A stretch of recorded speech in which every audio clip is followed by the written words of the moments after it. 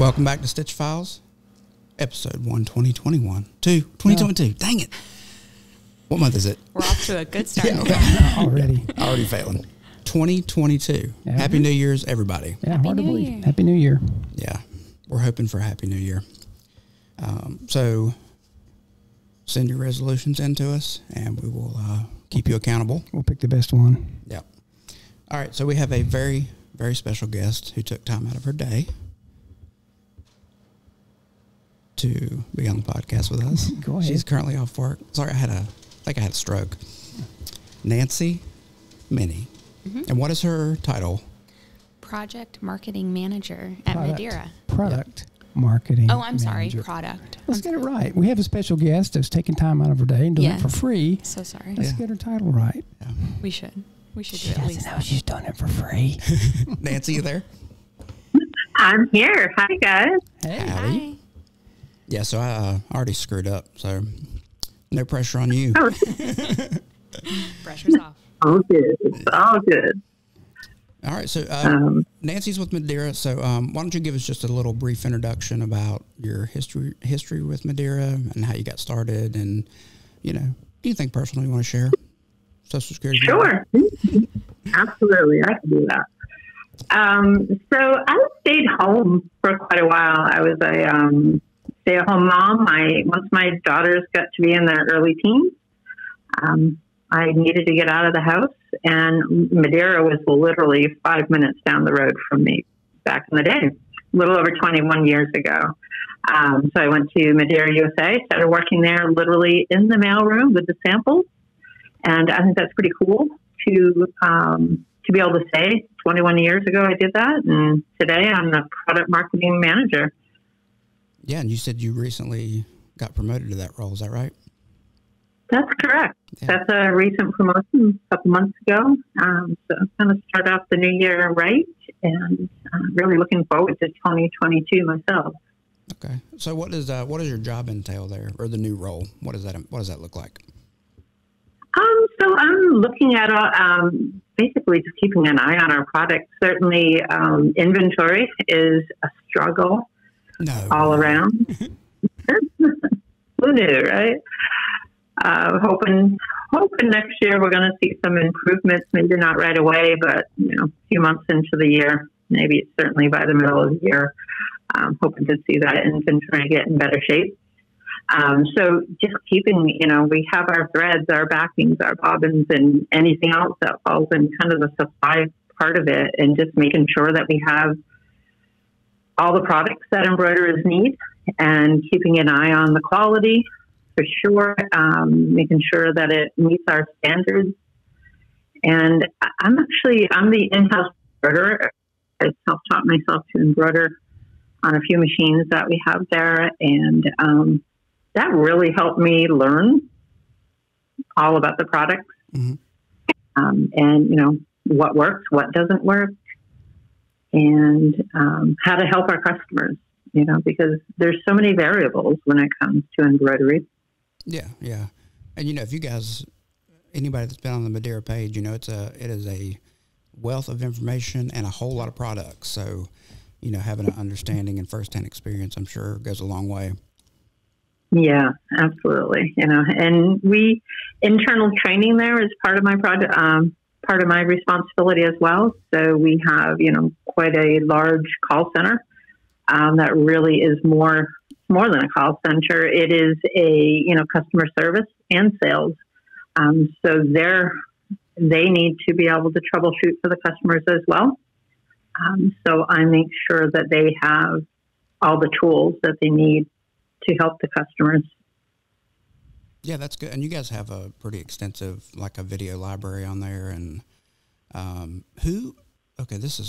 it's on topic, but it's random. Who is Professor? Mm-hmm. Yes. I saw that. What is his name? What's his name? Professor T.H. Reed. That's him.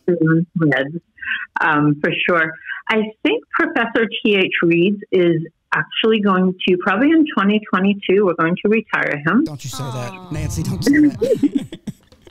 He will forever live in our hearts At least you're not smothering him with a pillow and getting rid of him. So. No, we would never do that to Professor T.H. Reed.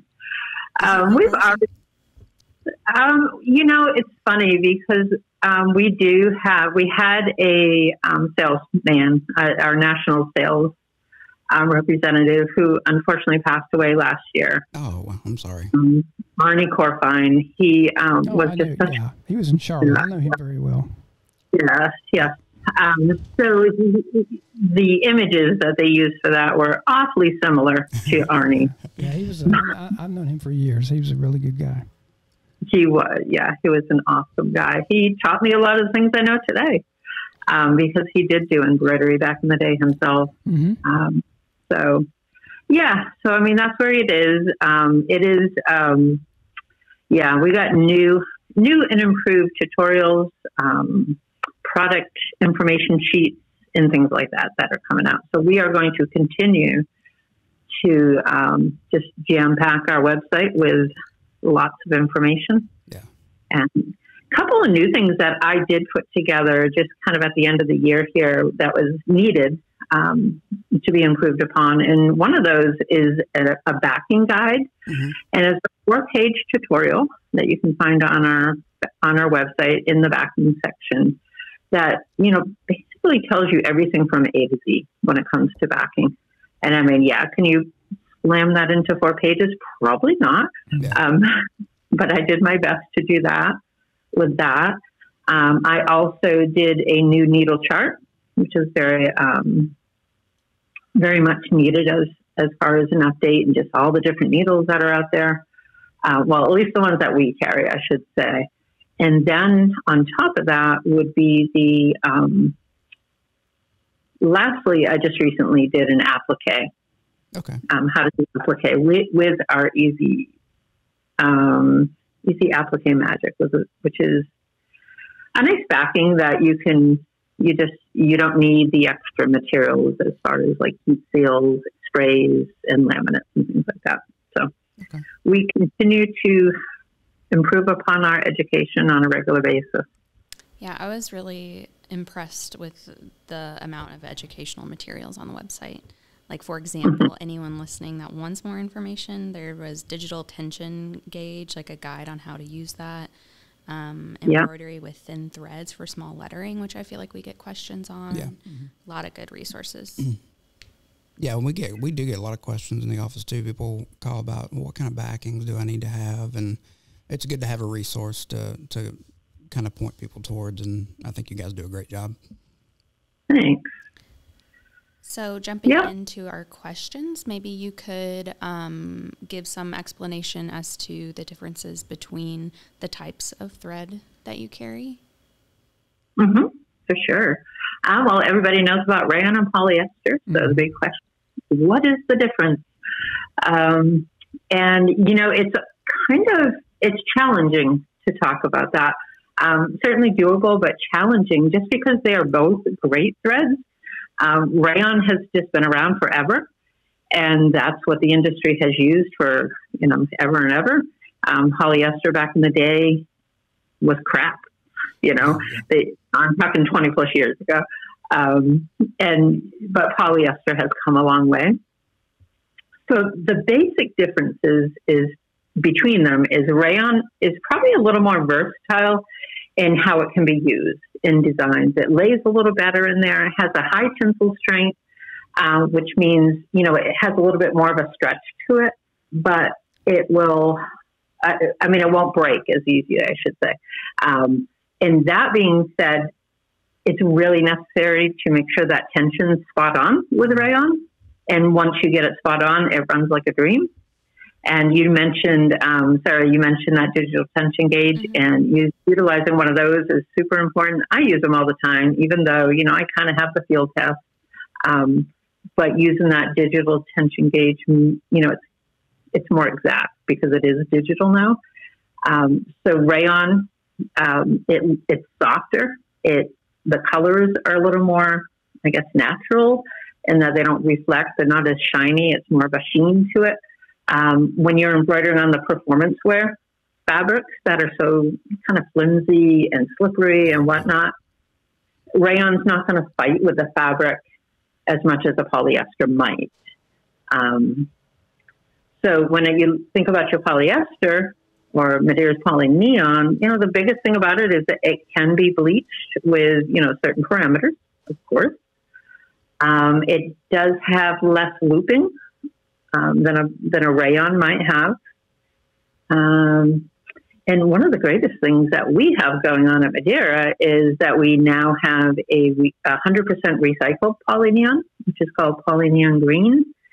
And it's the same exact product, so it's made with all the same ingredients, but it is being made now with the PET plastic bottles. Wow. Okay. That have been recycled. Mm-hmm. So I foresee that down the road. I don't know how long it will take for that to happen, but I foresee the polyneon green kind of taking over the regular polyneon, just because it's doing something good for the environment here, and a lot of people. I mean, I feel like the recycling and sustainability very much ebbs and flows within this industry. And it is very much, top of a lot of people's minds right now. So Madeira headquarters, certainly came to the plate when it came to the polyneon thread. So that's the basic difference between your top two embroidery threads. Which one sells the most now? I think it's still pretty much 50-50. I'm not 100% there. But polyester, I'm sure, is edging. Yeah, I don't see rayon much in shops these days. When I first started, it was only rayon. That's all there was. As you said, polyester had a pretty bad rap. It did back in the day. And the biggest reason was it wasn't color fast. That was the problem people had. You'd wash it and it would fade. But and it was very coarse and just didn't run quite as well. Mm-hmm. But now, most people now, with Barudan's days exclusively, we have some.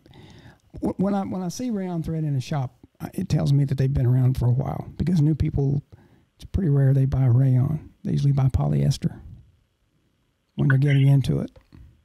Right. And a lot of times the machines do come with a polyester on it. And then somebody will ask for a rayon color, and they go to order it not realizing, that it is a rayon. Yep. And they sit in their shop, they put it on their machine, and they just feel how different it feels, and it breaks so much easier. And they're like, there's something wrong with this thread. It keeps breaking. I can't run it. And that's where that tension comes in. Right. Because rayon, it has to be a lot lighter. So as you're feeling it pull through the needle, it should just feel real light. Whereas polyester will have a little bit of a drag, tightness to it. Mm-hmm. Yeah, and you mentioned colors too. You guys, what is the color count you guys have? Do you have what's the color wheel look like for you guys? I know you've got a ton of them. We do. Both rayon and poly each have over 400 colors. That's more than my Crayola box. It is. And we have at the office, I should measure the room because I talk about this from time to time, but I'm going to guess it's about a 10 by 10 room.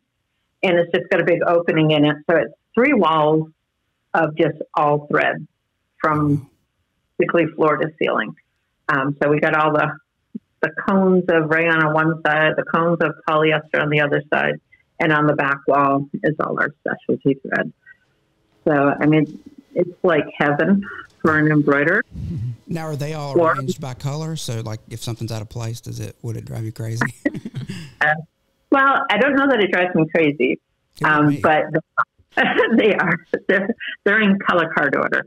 So they basically, it's like this array of yellows, blues, pinks, reds, and it matches. Rayon and polyester are kind of facing each other. So you look in there and it's like, wow. So yeah, I do not have the total number, but if there's 400 cones and 800 on the one wall, there's another. So we're well up over 1,200 colors. Jeez. If I had to guess, and but then you got to duplicate, you have your big cones, your small spools and all that. So there's about 3,400 in total SKUs that we have just the threads. That's crazy. Talk a little bit about, I know you guys carry some specialty threads. Let our listeners know, like fire retardant thread. You got some of these twist colors, which I have some here, but I've never used it. And I know it's for special applications. But yeah, can you talk a little bit about that? Yeah, that's actually my favorite thread because it is so sparkly. I'm not a sparkly person, but when it comes to embroidery, putting a little sparkle on in design can make a huge difference for it. And then trying to capture that on the camera for promotions and whatnot is a challenge, but you can get more of that with a super twist than you can with the regular smooth metallic. So super twist is a 30 weight thread, and it's two different types twisted together, and that's how you kind of get that sparkle look to it as opposed to a real shine that you get with a smooth metallic. And it runs really well. I've put all of our thread pretty much through the ringer as far as, where you can run it, how you can, what kind of designs. I'm not a digitizer myself. So, I have access to some designs where you have thicker threads, thinner threads, and things like that. But I very often will throw a lot of those threads just in a standard stock 40 weight thread design. And they run well. There's just a few things you got to make sure that you do with them. For a super twist, for example, they recommend I think that's 75 or an 80-12 needle. Mm-hmm. But I just go right up to a 90 needle for it because it's so thick and it runs a little better and certainly slow it down. And that's true for a lot of your specialty threads. Sometimes you don't think you need that large of an eye or size of a needle for a specialty thread. But you talked about our firefighter, which is flame resistant. And that's one of the few spun embroidery threads that we have for a top thread. And that's because it's made with the Nomax, or Aramid, I should say, which is the Nomax by DuPont. And that's what makes it fire or flame resistant. But because it's a spun, and if you think about your bobbin threads that are spun, they're hairy and kind of fuzzy looking. So even though it's a 40 weight thread, it's a little on the thicker side. So you automatically have to go up to like an 80-12 needle for that to run well. And we have people call and say, why isn't this running? And, the minute they throw that larger needle in, gives it a little more room and starts running well. So you've got me on my tangent talking here about threads. So stop me. No, that's a good thing. I think you mentioned too, knowing what size of needle, making sure your tensions are correct. Those are things that, especially people that are new in this industry, that they don't know. So again, going back to those resources, I think is important. Right. Your machines are going to come with your thread, your needles, and they're going to be 40 weight, whether it's rayon or polyester. Yeah. It's going to come with either a 70-10, 75-11 needle, because that's the norm. Right. And that's what you're going to play around with when you start embroidering. But once you get into the specialty threads, you just want to make sure you know all the variables that are going to affect it. Yeah, good point. So like with the metallics, especially because they're metallic, they heat up. And once they heat up, that's the break. So you got to reduce the friction by using a larger needle, slowing the machine down. Mm-hmm. Then you're usually good to go. Yeah, a lot of folks are afraid to sew metallics because they hear so much bad info about it. Breaking and just having issues with it. Give us a few tips to our listeners. What's a few things they can do to sew metallic better and have fewer issues? Yeah, sure. Well, first, I'm going to be a salesperson, and you want to use Madeira threads, and you can look at your forums and things out there like that. Madeira metallic threads notoriously run better than some of the other ones that are out there. And that's just due to the quality that they put into it to match the name. So that being said, you have really thin threads, like a 50 weight, you have your 40 weight metallics, and then, you go all the way up to the thickest, which for embroidery is probably a 15 weight. So you have to match the needle. Every thread manufacturer is going to tell you, or they should have a list of which needles are recommended. A lot of the Madeira combs and spools will have the needle size right on it, like written on it. So that's what you want to start with. You definitely want to make sure you're using the proper needles, because sometimes even a metallic, like we have a 30 weight out there, it's bleach resistant and stone wash resistant. And it's such a heavy duty thread that you really have to go up to at least a 90 14 needle for that guy. But the other thing is your speed. So slowing it down is really important. Right. One time I did, we got some thread back from, kind of a larger embroidery company that was just having a hard time running. I think it was that 30 weight as well. And I've yet to have gotten a thread that I can't run, return to us. And with this particular one, it really boiled down to the speed. And, I did everything, to a T just to get it to run. And it would run a little bit, break, run a little bit, break. And then finally, I just started going down 50 stitches a minute slower in increments. I probably had it up to 750 or something like that. I think I got it down to 600 and it ran like a dream. Yeah. But at 650, it was breaking. So if you've done everything that you've been told makes it run, start slowing your machine down a little bit. Yeah.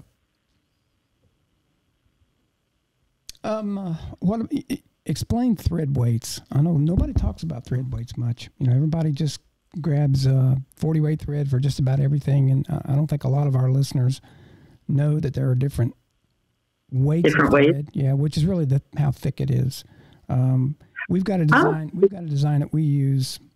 We use 60 weight for small lettering with a smaller needle that really works well, and we've showed it at trade shows. And people ask us how we saw it so small. Well, I'm going to be a salesperson here too. First of all, you have to have a Barudan, and then second of all, you need a 60 weight thread and a smaller needle.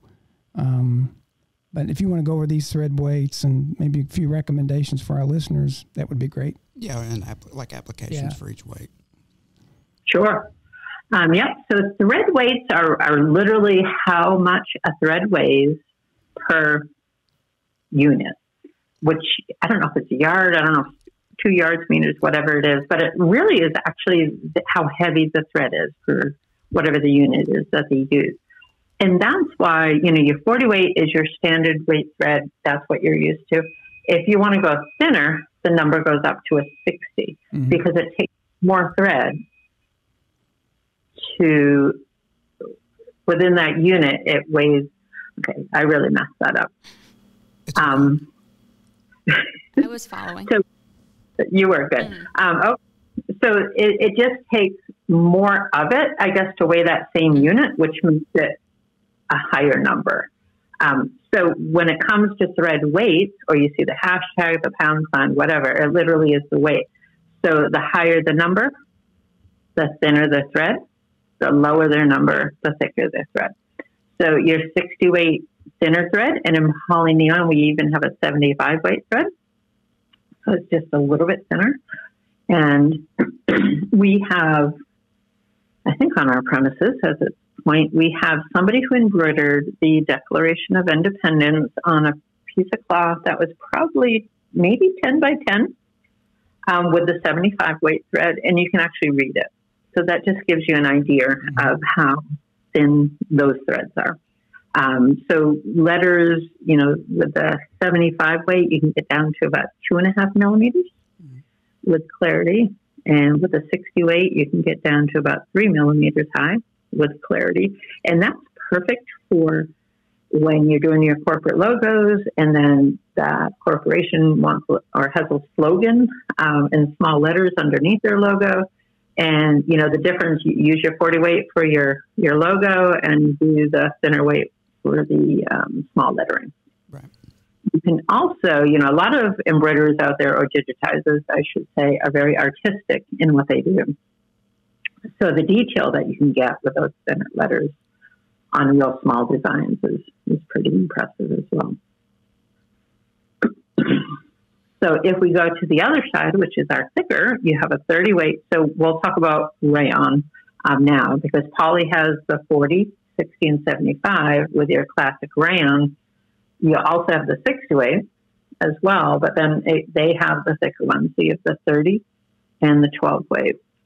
So 30 weight is pretty much used, or the best advantage, I should say, with it is beyond decorative stitches. So, you know, when you have the nice thick embroidery thread, you can get some real nice filigree or decorative stitches, and it just shows up a lot more than you would with a 40 weight. But you can fill in. So say you do have a large jack-to-back, or, you know, a real large design with big areas of fill, you can fill in a lot quicker. So it essentially saves you stitches, which in turn saves you time when you're embroidering. Then you have the 12 weight, which is really thick. And that one can double. If you use 2 strands of that, you can double that one as a marrow thread. Okay. So you can use it on your marrow machines to do those edges on your patches. And also decorative stitching. And just, you know, really pretty, just heavy duty, almost like, what do you call it? Like a hand embroidered look is what you could get doing it with that. Do you guys carry cotton thread? We don't. Well, we don't on the commercial side of Madeira. Madeira's retail does have a cotton thread. Mm-hmm. But what we have is frosted matte, which has the look of cotton, but the performance of a polyester thread. Okay. Yeah, we've got a couple customers. We've got a large customer just right down the road from us here that sews cotton thread. And what do they do with it? Do you know what their? I'm sorry. What is their end product? Polo shirts. Polo shirts? Yep. Okay, so they just don't want the shine. I'm thinking they don't want the shine, maybe? They don't, and it's something they've used from the beginning. And but the problem with cotton is you have to really, you know, they complain about the speed of the machines, and it's, you know, cotton, you have to really slow it down and have your tension spot on. So you do, yeah, and it's a natural fiber that would, you know, anything that's natural. Yeah, you have a little. They want a particular look with their garments, so. You know, they have to. They should try the frosted matte. Give that a try. It also, so we have a 40 weight in that, which again, it's the actual weight, so it's slightly thinner than your standard rayon and poly 40 weight. Mm-hmm. But there's also a 30 weight that we can special order for somebody like that, so they can get that look. And but they can run it at a high speed for the polyester. Yeah, good. Frosted matte for the win. Sounds like something you'd order at Starbucks. Yeah, I'll take a frosted matte. Frosted matte. No whip, please. A decaf frosted matte. I could use one of those. We'll talk about some bobbins. Yeah, let's talk about bobbins. Man, everybody has an opinion about bobbins. You guys, really 10 different people. Man, they are all over the place. And Brandon, didn't you get a question the other day about like magnetic bobbins? Yeah. I just gave him my opinion, which matters none. So Nancy, let's hear yours. Well, you know, everybody wants different ones, so we offer them all. Yeah. So whether it's a brand or a particular type, we're going to offer it, make sure that we have it, and hopefully we have it, and we offer it to them. Certain ones are actually difficult to get right now, but essentially you have either a paper-sided, a plastic-sided, a sideless, or a magnetic. And Madeira has their own signature branded bobbins, and we have all of them in that because, you know, everybody, you know, if you can get your machine to run well, and, you know, if it's that magnetic bobbin that is making it run well, then by all means stick with that magnetic bobbin. Yeah. I personally find I have good luck with whichever machine I'm running. I just use our regular paper-sided bobbins. Excuse me. So, you think about coats, they've been around forever. Their bobbins, have been known to be the best out there. And the ones that sell are the paper-sided, polyester continuous filaments. And that's the one that we sell the most of on a regular basis. And then, I've actually learned recently a little more about the bobbin case and the differences in them, because we did bring on a new one that was developed by TOA and a guy up in Canada, that has a anti-backlash spring in it. Okay. I knew that you were supposed to remove the anti-backlash spring if it existed and you're using a magnetic bobbin, because essentially they do the same thing. And so I think it's really more important, I'll go back to that, but I think it's really more important that you're using a continuous filament polyester embroidery bobbin. Unless you're running a home machine, you really are better off not winding them, because the precision that you get with the pre-wound is so spot on, and your machine's going to run well. But so the bobbin cases that we sell, and we have been for a while, didn't have the anti-backlash spring. So if you got the magnetic bobbins, didn't matter. But the truth be told, the lower your thread gets on your bobbin, the faster it spins. Yeah, and that's just, might not think about it, but when you say it, you say, oh yeah, that makes sense. Okay. Yeah. So the faster a bobbin spins, the more chance you have of that backlash, or overspinning is really what it's called.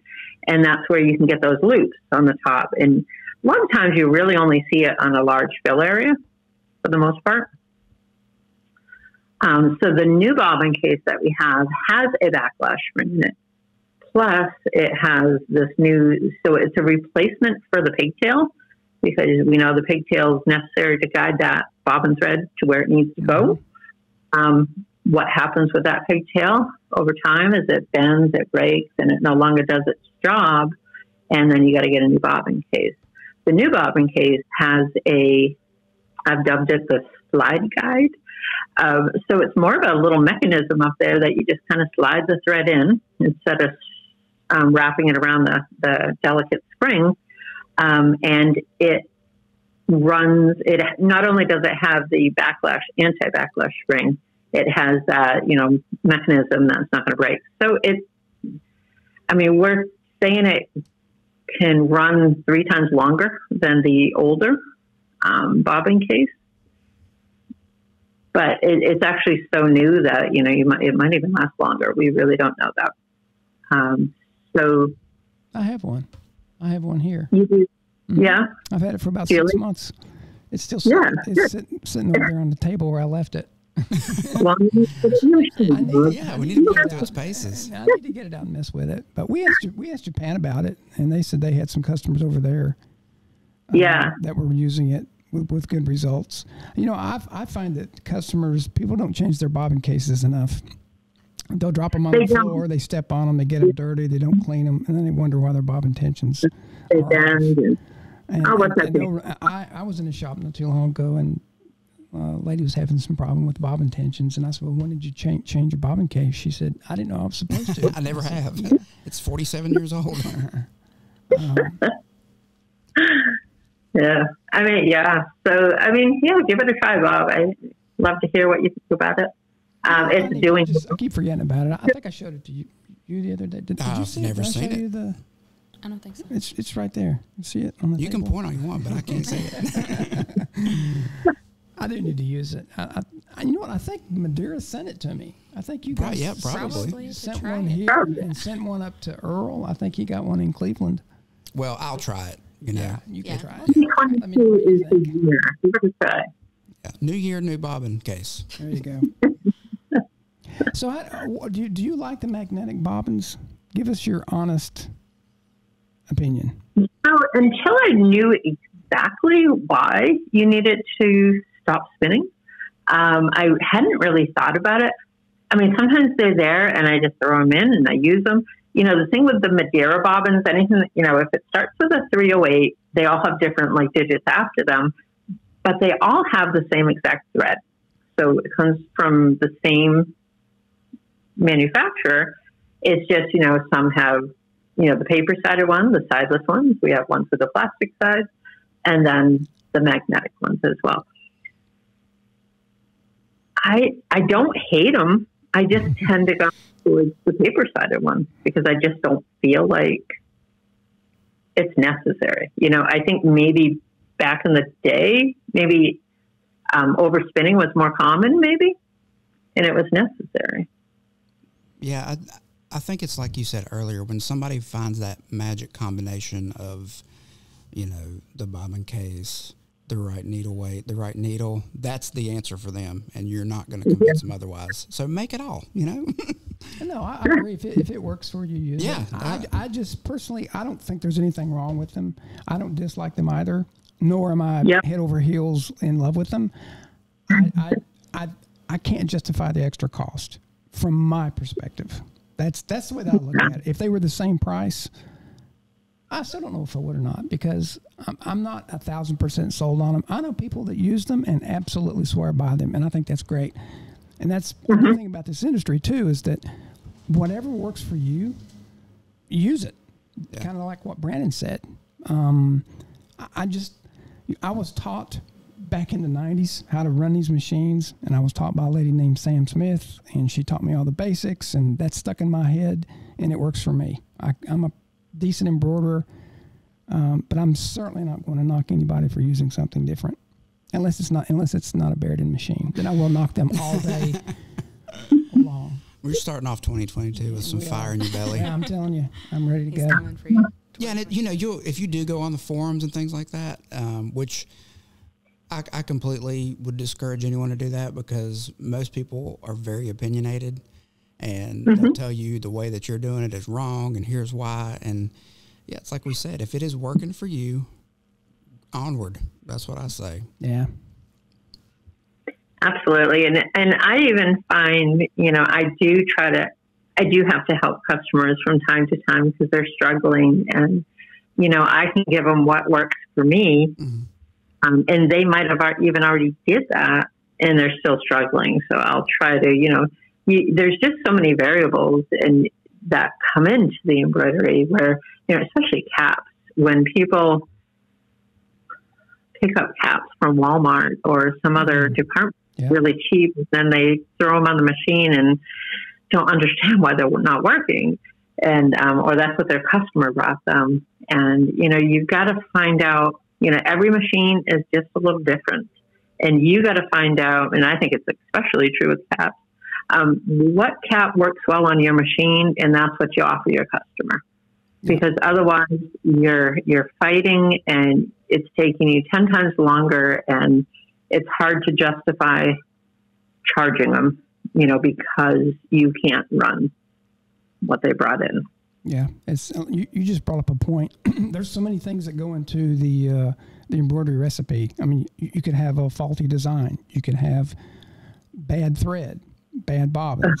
Your machine's not set up properly. It could be operator error. Not pointing a finger at operators, but, you know, there are some people who can make an embroidery machine work a lot better than others. But there's and when you think about embroidery, it's amazing that we get good to good designs. I mean, because one little thing in that recipe that's wrong could cause a problem, cause an issue. So, I often will recommend that you have more than one digitizer. If you're doing your own, great. You know, you can learn it and figure it out. But I said, you need to, if you're not, you need to have more than one digitizer kind of on call. Yeah. And figure out which ones work.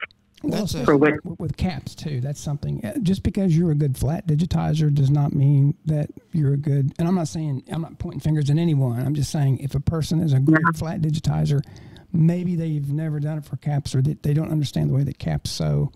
And I've run into that issues. There's some digitizers that I recommend if they're doing a lot of caps. There's some people that I recommend. If they're not doing caps, or caps aren't important, then there's other digitizers that I recommend. But caps are tough. Embroidery machines were never designed to sew a cap. They were designed to sew a flat, not a circle. So I always tell people you kind of have to trick the machine into thinking that it's flat. And that goes in, with the design, the machine, the operator, the cap. The cap is so important. I mean, some of these caps are just, like you said, they're just the front of them where the buckram is fused is full of glue, and you couldn't get a jackhammer to go through it. And it's hard for people to kind of understand. You think that you can just pick up anything, throw it on the machine, and sew it, but you really can't. You have to be particular. Yeah, and you speaking about digitizers too, you guys have a library of digitizers that you recommend on the site. Is that right? Yeah, I mean, so we have what's called the Gallery of Digitizers, and the gallery. Yeah, it's a link on our website, and essentially, they fill out a form, and we, as long as they fill out the form, we put them up there. So those digitizers are there just as a service for the digitizers and for our customers. So, I mean, we very rarely have had, if ever, for a digitizer have had a complaint, come and say that, this person's on there, they, didn't do anything for us or whatever. So it's really just a service for our customers, just a way to kind of give them something about all the time. I mean, yeah, that's something I hear. I can't find anybody that's good. Well, there's a lot of good people out there. Well, some people aren't paying for good. They don't want to pay for good digitizers either. Let's qualify. Let's point a finger because you haven't yet. Well, I will point too. But, I mean, I know a really good digitizer that he's expensive, but he gets it right the first time. And I have recommended people to him, and they're like, "Yeah, he's really good. Boy, he's expensive." And I'm like, "Well, get what you pay for. You get what you pay for." You get what you pay for, yeah. Same with us. I mean, we have a handful that we just kind of work with personally. I mean, they're out there and stuff like that. If somebody's really having trouble, I'll recommend to them. But absolutely, you get what you pay for. If you can have it quick, good, or I forget what the third one is, but you have to pick two. You can't have all three things. Quick, good, or cheap. 2 out of 3. You get 2 out of 3. Right. But yes, not only are you going to pay more, you're going to wait longer because they're not going to just pop it out overnight. Yeah, I know when I first started in the industry, their digitizing was about $25 per 1,000 stitches. So a left chest logo was about $125, $150, because there weren't that many people doing it. You had to plot the stitches. It wasn't electronic like it is now. You had to literally plot them on a board, and you had to put in every stitch, and that's why it was so expensive. So when electronic or the computer digitizing came about, then the prices dropped. I mean, it put a lot of those old guys and gals out of business because they couldn't adapt to the and the way that they did it really was better, in my opinion, because they literally plotted every stitch in that design. If it was 6,000 stitches, they touched 6,000 stitches, which I thought was pretty cool. I got it. I digitized for a while, and I got in on it when the electronic started coming into play is when I started digitizing, and I did it for quite a while. Sounds like a recipe for osteoarthritis. We actually had an old punching table. Yep. When I first started at Madeira, we had one. I turned it into a big work table. Yeah, because it was an archaic by the time I started there. Yeah, the old paper tapes. Yeah, that was before floppy disks. So, you ever heard of those, Sarah? Floppy disks? I remember using floppy disks. Really? Remember 8 tracks? And probably like kindergarten, first grade, and to hold grade your school. window open or something, put them on their side. I used to digitize on an 8-track. Then I went vinyl. Let's talk about backings. Yeah, when we go to your website, there are, I think I counted 420 bazillion types of backing on the Madeira website. And I love these specialty backings because people ask us questions all the time, what do I do for this, or this? And that's a good resource to point people that they can go to get a particular backing for their application. But, again, when I first started, it was cut away, tear away. there wasn't any getaway. There was no cap backing when I started. People were just taking some would take a piece of cardboard and use it for caps when I first started. Yeah, I know there's still people that are using plastic shopping bags and stuff for patches. It's crazy. Yeah. But how many types of backing do you guys carry? Do you have a count? How many different? Right. Of course I do. Yeah. So backing has been my specialty for years now. So this is my definitely what I know more about for sure. Cool.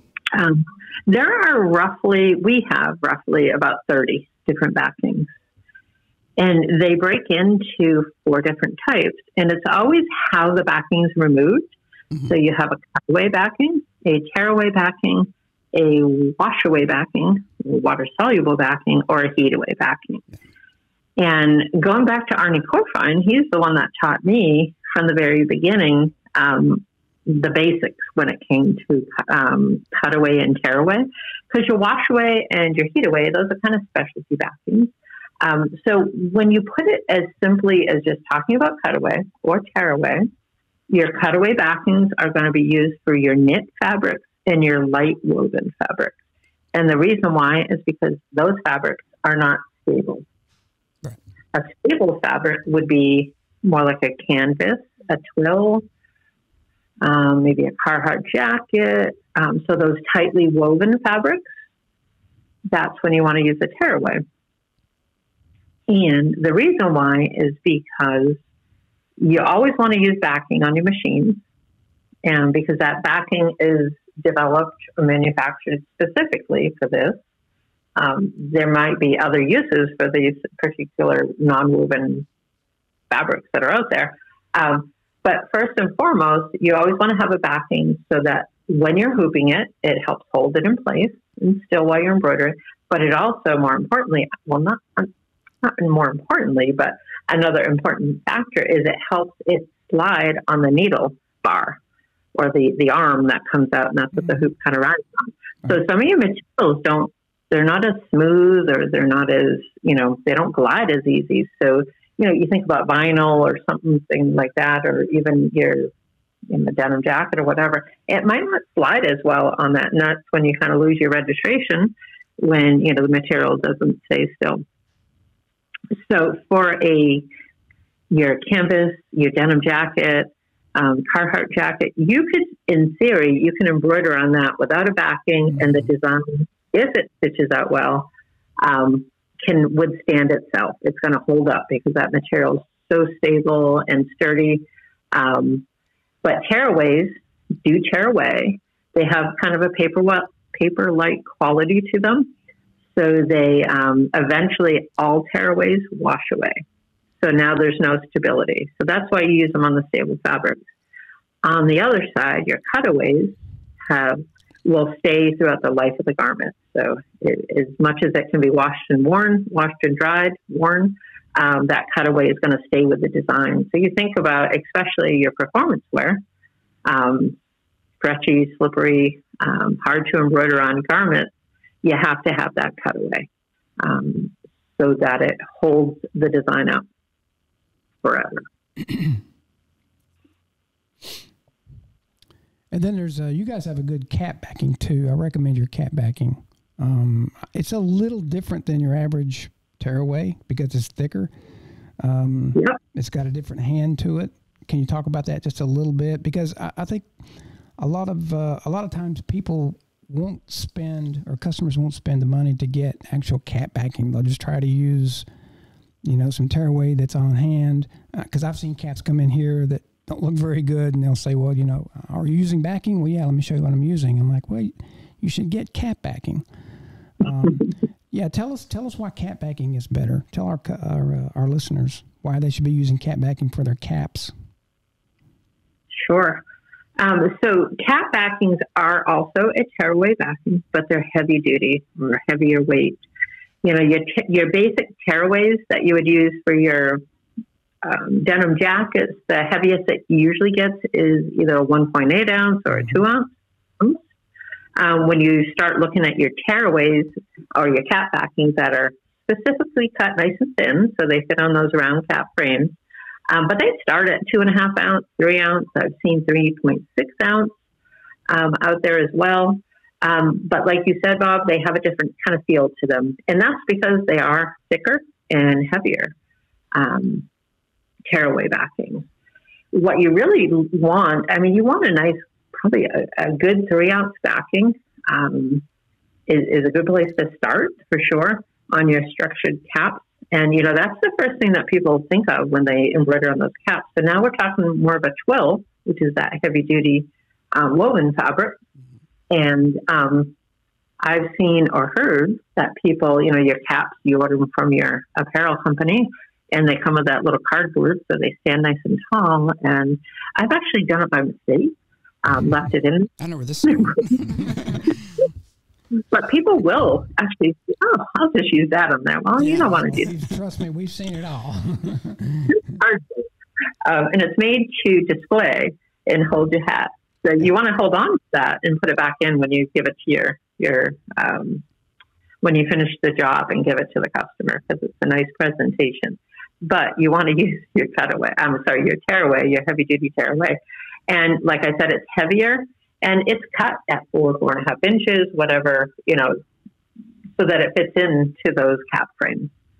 And hooping is probably the most important thing after your backing when it comes to caps. Mm-hmm. Because you want to make sure that your material is not bouncing up and down. Because you, like you said, Bob, embroidery machines were meant to embroider flat, but surely we want to be able to embroider on caps. So we made a driver, and we have our cap frames that are now round.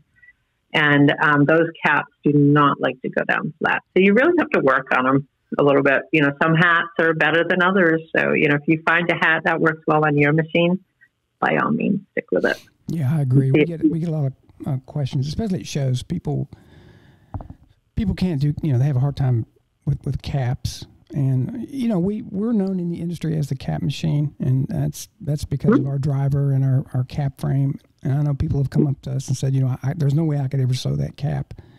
And not to say anything about anybody's machine. We don't do that here, but some machines they just don't have the. You got to hold that cap really tightly, so it doesn't get out of registration, like you said, so it doesn't flag or bounce around. And not everybody's machine can do that. And again, you know, even there's some caps that we struggle with. Some of these it seems to me the cheaper the cap, the harder they are to sew. The more expensive caps usually sew like a dream. You have no issues. But some of this cheap stuff is really tough. And I mean, in this industry, just like everything, I think you said it earlier, Sarah, that you get what you pay for. And, you know, and that's true for your thread. That's true for your backing. And it's especially true for your apparel as well, because there's so many apparel companies out there. Mm-hmm. So good quality blanks to embroider on is so important, to make sure, you know, you are not picking them up at your local dollar store. Or I got a question for you, I just thought of. You know, these new performance fabrics, like these golf shirts and polo shirts that people like, they are so thin, and we have a lot of customers that have issues with keeping those from puckering. And, you know, I know you guys make a specialty backing for those types of shirts. Obviously, the way it's digitized has a lot to do with it. But do you have any other tips for embroidering logos on performance fabrics? Yeah, for sure. So we've done a webinar in the past that really talks about it in detail. Rich Medcraft, who's from StitchPhiles Embroidery, who did the webinar with us back a few years ago. And the basics behind it was to think light, and anything that you utilize with that performance wear fabric has to be on the light side. Mm-hmm. So you know, your thread, your backing, your design, all has to be light. And I'll explain that a little more, in that you talked about the backing that we have for that. You think about your 3 ounce backing, 2.5 ounce, 3 ounce cutaway. That's what most of your shops use. And a lot of them use 2 pieces, because truth be told, If you use 6 ounces of cutaway, pretty much any design on any fabric will look good. Yep. But when you go to put it on, it might not look so great. You know, you have a lot of bulk behind there. So enters that performance wear fabric, which kind of drapes on you. And, you know, people like the way, you know, it feels. You don't perspire or it wicks it away. So it's a very comfortable fabric to wear for sure. But certainly was not designed to embroider on. But that didn't stop us, did it? So the backing that's been around for a long time is our Easy Revlon No-Show. It's a kind of an embossed, real thin backing that, again, backings just like threads, when you give the weights of the ounces, is based on how much it weighs per square yard. So it only weighs 1.5 ounce per square yard, but and that's because it's super thin. But it has more strength or stability than a 3 ounce backing.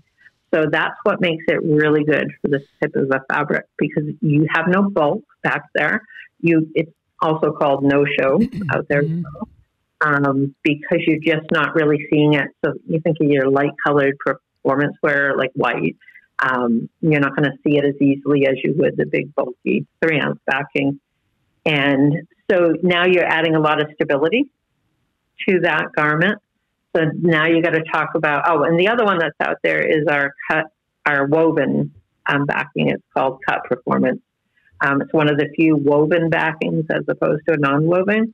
And that's fairly new in embroidery industry. Probably been around for 5+ years. And it boils down to a preference between those two. They both pretty much perform the same. The thing I like more about the woven one is if you use 2 pieces and you put it at a 45-degree angle to each other, you get a little more added stability with the threads going in 8 directions instead of 4. Right. So then now you talk about your thread, and this is where we recommend rayon thread over polyester when it comes to performance wear. And that because it's a much more softer thread. It lays into a design easier. So you have less fighting with that fabric, where polyester might be a little more rigid and the design itself might not lay. As far as puckering goes, you know, those backings can help. And I also, when it comes to these fabrics, I also throw just a layer of a lightweight tearaway on the very bottom, because I find that it helps with the hooping process, number one. And number two, it gives it like a crisper sandwich as it's embroidering. So I think you get a little more stability with the design. So again, once you tear it away, it's gone. And then, you know, as you wash it, it's just going to get softer and softer. But it's the cutaway that's giving you the stability. So then, so rayon, softer thread, lays a little better. Now you got to talk about the design. So you really need to limit the designs that you put on this fabric. You're not going to put a 50,000 stitch design on this material, and it's certainly not going to feel well, but it's probably not going to look good as well. So you got to lighten up the stitches on that. Maybe the design, there's areas within the design that if you're putting it on a certain color, you can lighten up the designs that way. The stitches, I mean. The other thing that can be done and kind of talked about in the webinar is that sometimes increased underlay will help you do a lighter fill on the top. Right. So you can get a little extra or less stitches that way. Yeah. And, you know, they'll put a nice 3,000 stitch design in that material. You know, usually you don't have a lot of trouble with it. You get up to 10, 20,000 stitches, then you need a little more work on it. Yeah, the design becomes thicker than the shirt. That's never a good thing. Right. Yeah. And even a smaller needle, you know, smaller penetration hole. You want to use a ballpoint on this fabric, not a sharp, because it is a knit. Mm-hmm. So you want to put the fabric aside as it goes through, and you don't want to be cutting the fabric. Right. And sometimes that doesn't show up until after the garment's been washed and dried a few times. And if you use a sharp needle. Yeah, so you said that webinar, is that on the web page, on the education tab, I think it is. Is that right? Yep, under our education and webinars. Yeah, nailed it. I'm so good. Nothing gets by you. I know, I'm like Sherlock Holmes. That's just not what I was thinking, but we'll go with that. Okay, who are you thinking? Want to talk about some needles? Or anything else about backing? No, I think she covered it pretty good. Yeah, go. I want to ask If you, you don't mind, the Easy Badge. Go ahead. Yeah, definitely. So definitely talk about that Easy Badge film. Yeah. In and of itself. But there's so many other backings, and that's why there's about 30 of them. So beyond your basic cutaway and tearaway and your cap, you have your topping, which, your Aqua, Easy Aqua Supreme. That's for your fluffy material, or your thin thread to get clarity. But it keeps your thread from sinking into, like, say, fleece or terry cloth and things like that. Right. You have, kind of drawing a blank, you have a stick-on, which is a peel and press that helps you embroider on garments that are hard to hoop. So, like, say, if you want to put it on the collar of a shirt or the hoop, or maybe you want to use the big fast frames, and you can do, 15 dog collars on it or something like that. There's lightweight backings. There are wash-away backings, great for your freestanding lace and things like that. Yeah. Okay. So, want to talk about needles? Let's talk about needles. All right. I kind of touched base on that when I talked about using the ballpoint for the knits. So just the backings, your needle points are broken down with those same two fabrics. So when you talk about your knits and your lightweight wovens, you want to use a ballpoint. Yep. If you are embroidering on your heavy-duty wovens or your twill on your caps, canvas, denim jackets, heavy Carhartt jackets, you want to use your sharp needle because you need that sharp to go through those heavier materials into one, but it's more important on the other side to use the ballpoint. So a knit fabric is made of one strand that's intertwined. You cut one of those, and next thing you know, you have a hole. So the ballpoint is just kind of pushes those aside as opposed to cutting them. And then your lightweight woven materials, it just simply doesn't need a sharp needle because it's lightweight. So you think about your dress shirts. Can't think of anything else right now. Dress shirts, dresses, napkins, linens, and things like that. Use your ballpoint on it.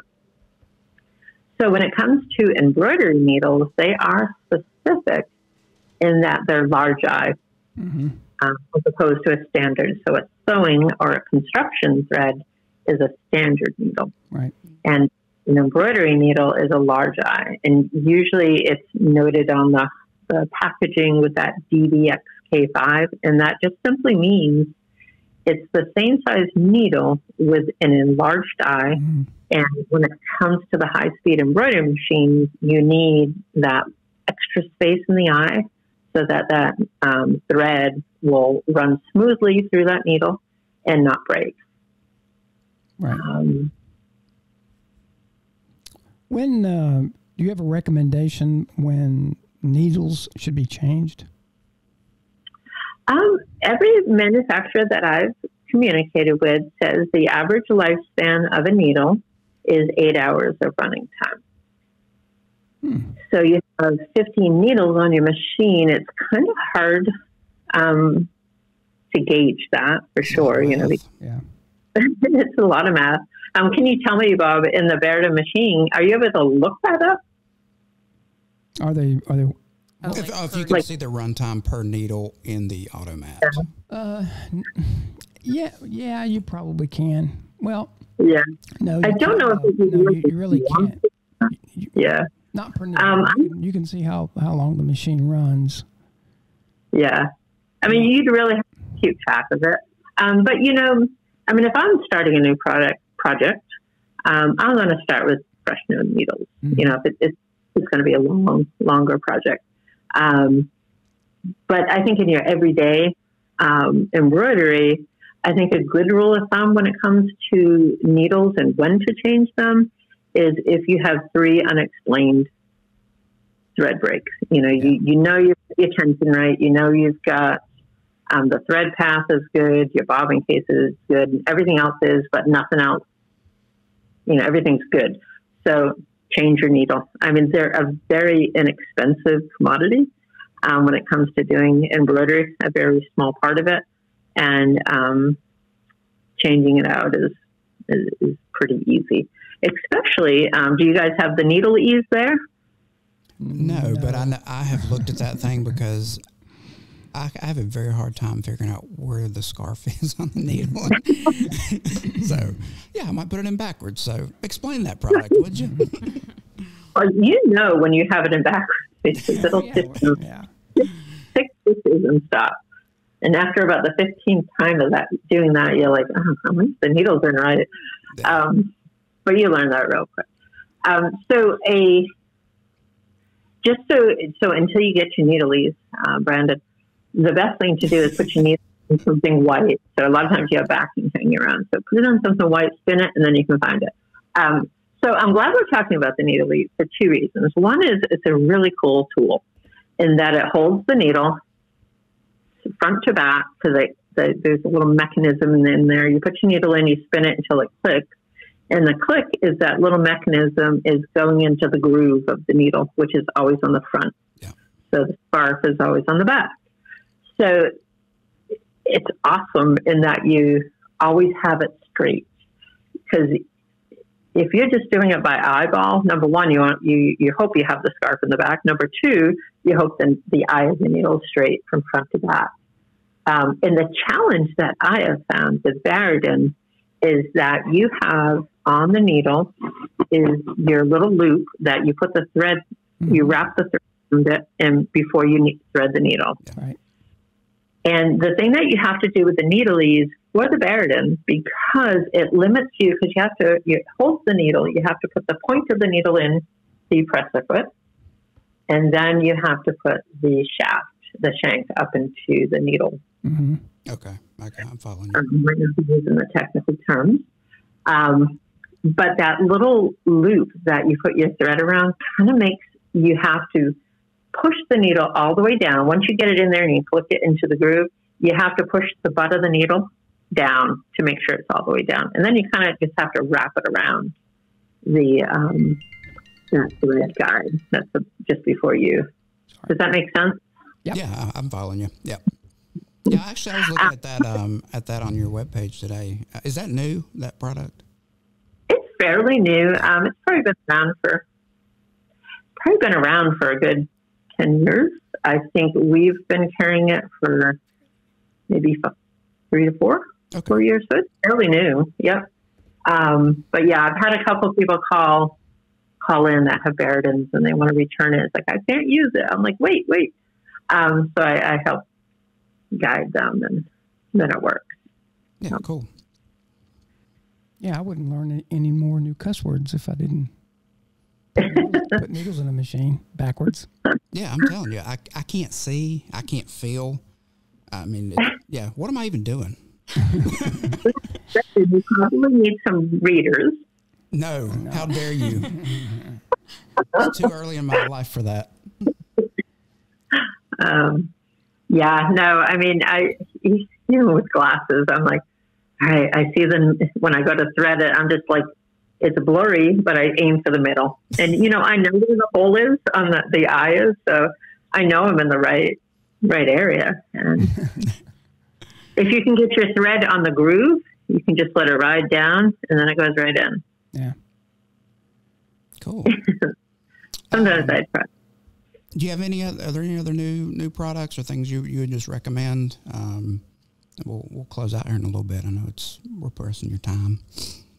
Sure. So we do have a few new products. I talked about our polyneon green, which is made of the recycled plastic bottles. Another new thread that is fairly new is our polyester CR metallic thread. that's made of all polyester.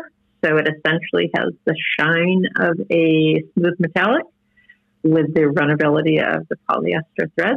So all the tensions and, needles and things like that is all the same as your polyester thread.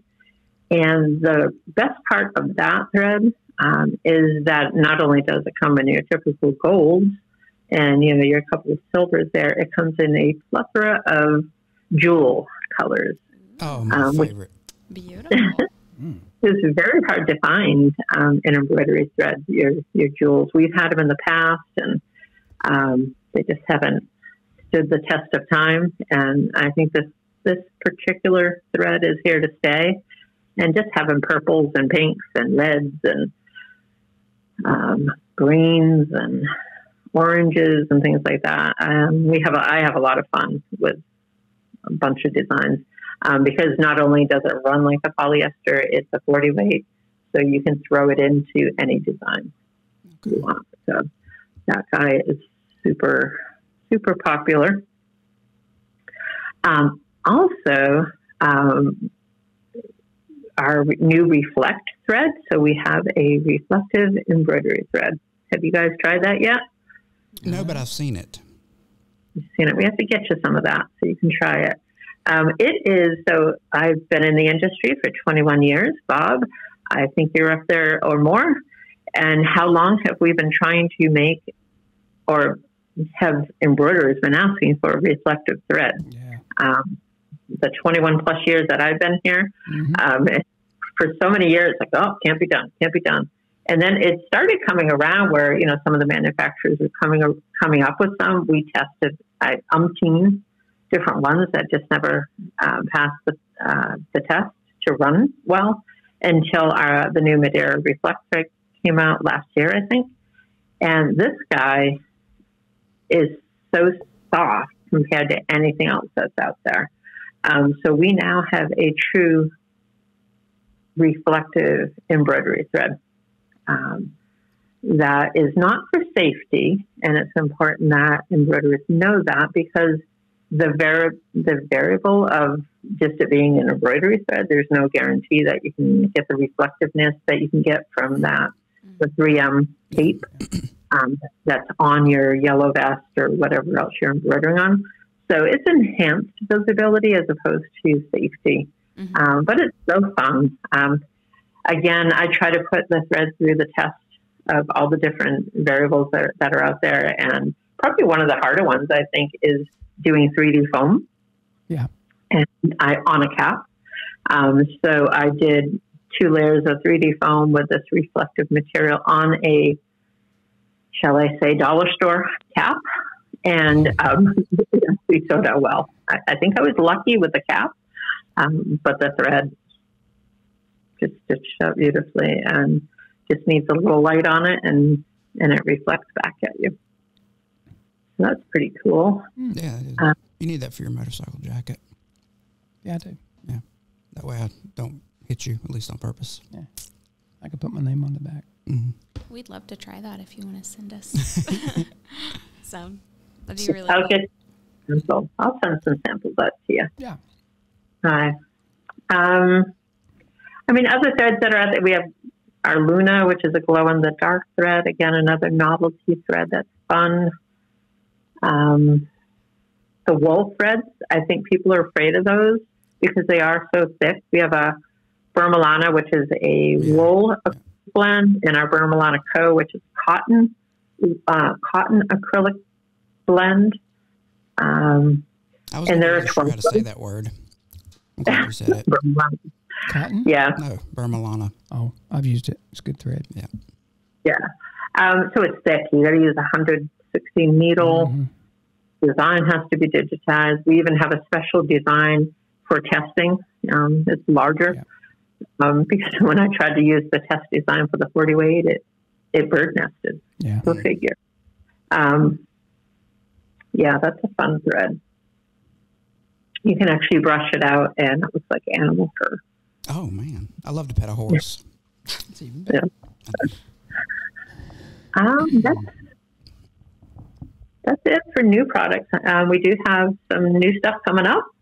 We have a a more sustainable rayon coming down the road. And I'm sure we got other stuff coming down the road as well. We keep trying, keep bringing new stuff when we can. Yeah, you guys have a ton of it, that's for sure. Yeah. And I mean, this has been really helpful for me, like all of this. I mean, I go on the webpage and I look and I read, and it's good to hear it explained. Some people are visual learners, some people are readers, some people are just stupid like me. So thanks for clearing it up for me. Speaking of visual, Facebook Lives, I've been doing those all year as well. And we're going to pick that up again in 2022. And will you be at any trade shows this year? We will be at all the impressions shows. So we have, we're pretty much all ready for the Long Beach show next month. And they're kind of scattered this year, but I think we have like there's 3 of the impressions, and there's either 1 or 2 other shows that we'll be going to as well. But I'm not sure which ones those are. I apologize. I think one of them might be the old print show. I forget what it's called now. Oh, that's not the text. Graphic. No, it's she's probably talking about the GPX shows. Show. Yeah, there's a few of those. Yeah, we're doing 1 or 2 of those. I think. We're doing all the impression shows, of course, but we're kind of choosing what other small shows we want to do.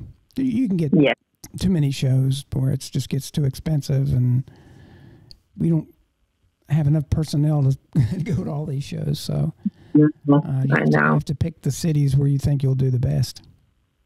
Absolutely. But it's very exciting to see Long Beach back. Mm-hmm. It's been a long time. Yeah. Yeah, we tried to do that math last time, and we're not going to do that again. Yeah. 2 years, right? No, stop. You're trying. I said don't try, and you're trying. We'll just round up. All right. So give everybody the Madeira website and any links, socials, whatever you want to promote. Sure. MadeiraUSA.com is our website. If you want to reach me directly, you can get to me at nmini@MadeiraUSA.com. Call and ask for me. I'm happy to talk to anybody and everybody. Call our customer sales and support department, where they are on the phones waiting for you. And we have live chat on our website as well. And if you have any questions when it comes to embroidery products, we can help you. And or we can help you get in contact with Barudan if needed. There you go. Yeah. Well, I appreciate your time, and we appreciate Madeira's partnership. Yeah, we've been partners for quite a few years, and I think it's worked out really well for both companies. We sew Madeira thread on our machines exclusively, and we use your backings, needles, pretty much everything. Yeah, and we have no complaints, and we have no problem recommending it to our customers. So I think that says a lot about your company and a lot about your product. Yeah, absolutely. I know I steer a lot of people to you guys, the website, and I appreciate all the resources on there too. Mm-hmm. Yeah, and thank you so much for your time today. This has been very illuminating, and it makes me want to sew something. Illuminating like reflective thread. Yes. Yeah. I wonder where you could go to sew something.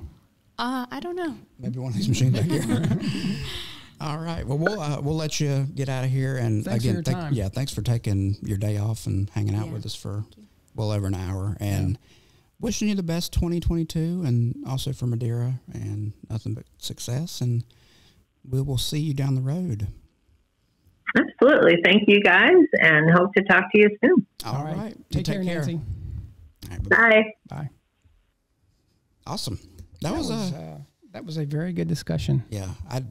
I was spending time on the website this morning just looking through everything, and it is a lot of stuff. I can't keep up with all of it. I mean, they've got so many different backings, and when somebody asks me a question about something, I just go to. I was talking to Chrissy yesterday, who works for Madeira, and she said they didn't like their website. I think it's pretty good. Yeah, I do too. Maybe I shouldn't say this, but I'm going to. They're going to revamp it, and it's going to have an overhaul to have even more information. I guess maybe if you're a new embroiderer with no experience, it probably is intimidating. Because, man, she said 30 backings. It looks like they got 2,000. But I do know it's in different sizes, too. Yeah, Yeah, and if you do go on there are videos and just like when we were messing with that Easy Badge film, that's what I did. I just went on there and like, okay, how do you work this? And, I mean, I think it turned out all right. I don't know if I did it right, but it turned out good. Yeah. No, I think so.